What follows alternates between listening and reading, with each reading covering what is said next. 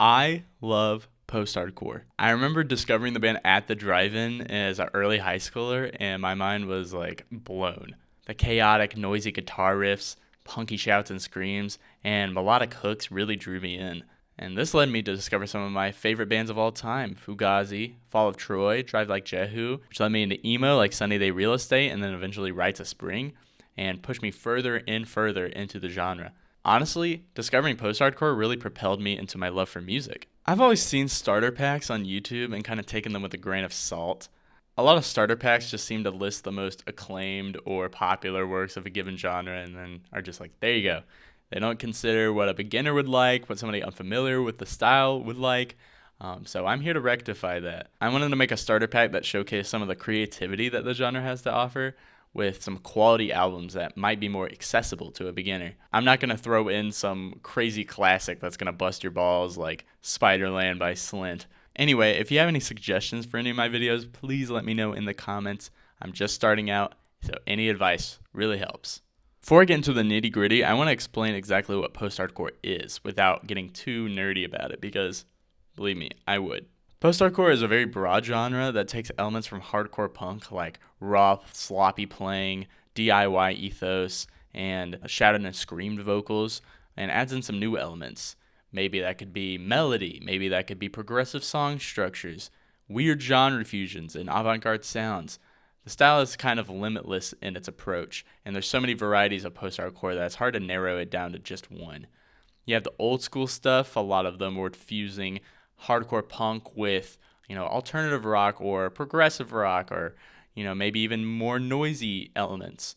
While you have some modern bands that fuse it with indie rock or pop or anything in between. This list isn't necessarily a best of all time list, although some of them might be considered that, but they're all going to be great albums. I tried to throw in a lot of different approaches to the style so you can get a real feel of what post-hardcore is. So without further ado, let's get on with the list. Relationship of Command by At the Drive-In. This one's honestly always been one of my favorite post-hardcore records, and it's not just because I discovered it first. It's pretty much Mark 1 for post-hardcore. It has a lot of what makes that pre-2000s post-hardcore sound really special, with the manic guitar freakouts and the noisy production and the emotional poetic lyricism.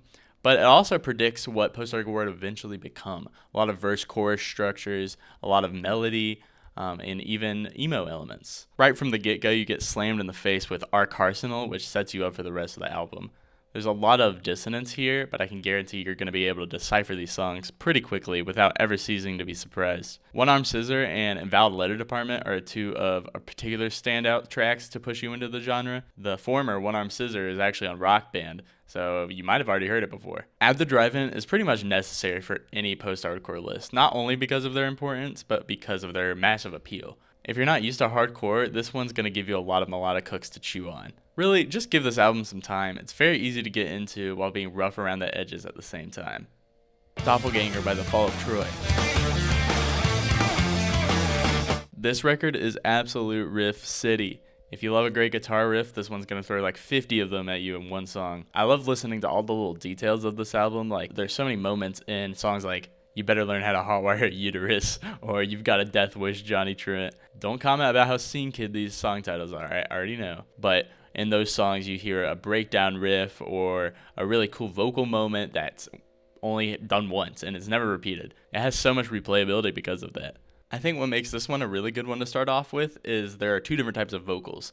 A lot of post-hardcore bands will take influence from this. They have a mixture of clean and screamed vocals.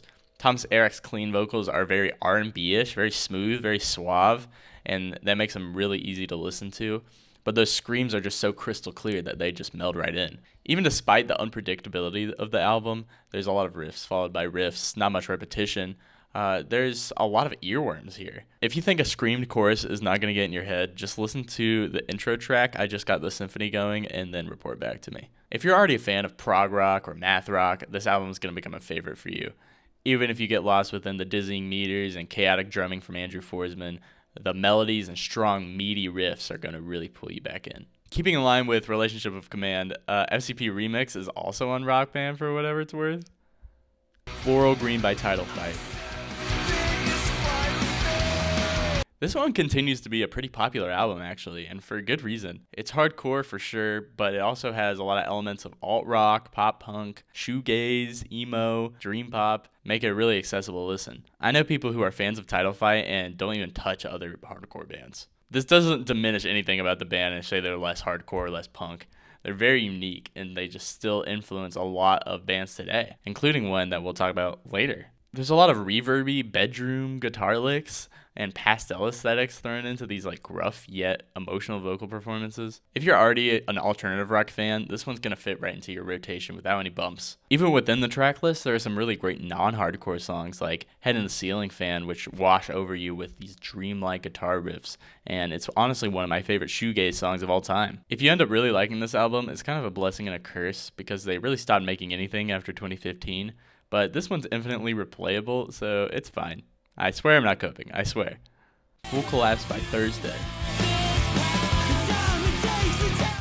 I actually wasn't the biggest fan of this album when I first heard it. I always knew it to be this classic turn of the century post-hardcore emo record that pretty much every aughts band took a bite out of. My Chemical Romance, Taking Back Sunday, even later bands like La Dispute. While I liked a lot of the songs themselves, the vocal performances just were not cutting it for me. I know it sounds like I'm really selling this album, but believe me, if you've ever felt the way that I did about the album, just give it another chance. It's really great at introducing you to the origin of a lot of 2000s emo, while still having that raw edge that adds a bit more depth. And if you love great lyrics, this one has that in spades. Thursday did fly a bit under the radar, even when emo blew up in popularity.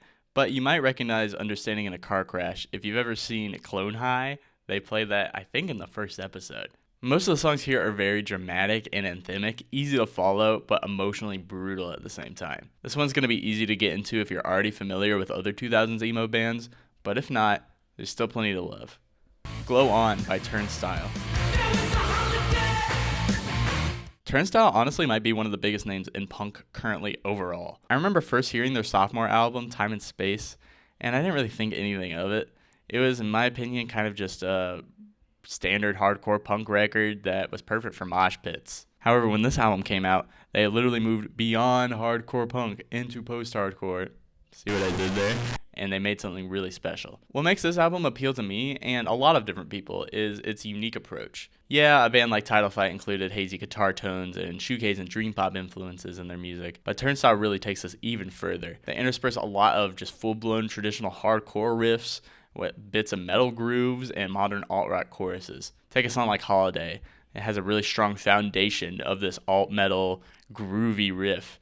Yet it has a lot of reverb, dreamlike production, and really catchy hooks. I think with the revived interest of a lot of older alt metal bands like Deftones, it's going to make this one feel right at home. I can definitely hear a lot of Deftones influence in this one. Really, if you want something really resonant, atmospheric, but still hard-hitting, this album is for you. If all of these albums aren't going to entice you to check out the rest of the genre, then you get a full refund of the $0 it costs to watch this video. But I can guarantee at least one, if not all of these albums are going to have something to love for most people. I've actually linked all of these albums below if you want to check them out, and I've also made a playlist of some of my favorite songs from each, just so you can get a better idea of what you're getting into. If you're a post-hardcore fan and you think there's something I missed, which I know there is, please let me know in the comments. It was already hard to narrow this list down to just 5, but it could serve as more recommendations for people. If you like this video, please make sure to like and subscribe. I'm always curious on what things I should make next, so let me know any suggestions you might have. And if you think I'm an idiot who doesn't know anything, please let me know that too. Thank you guys. I'll see you in the next one. Bye-bye.